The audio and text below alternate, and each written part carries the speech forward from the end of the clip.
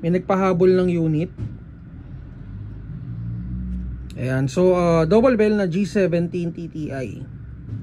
Chrono check muna tayo bago tayo pumunta dun sa specs.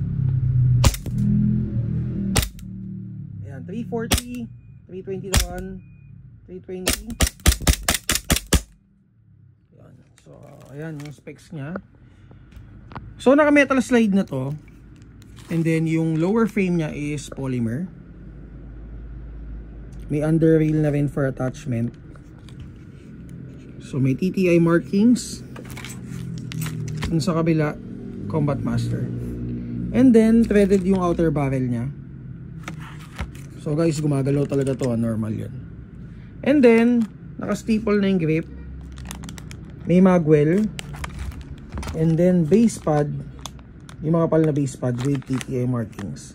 And then magazine capacity is 26 rounds. Standard magazine or magazine capacity.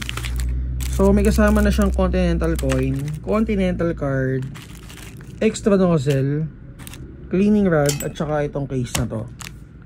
Okay, so for inquiries, by the way, ang price niya is 7.5. So for inquiries or more details, pag PM kayo sa page namin, Mavs Hobby PH.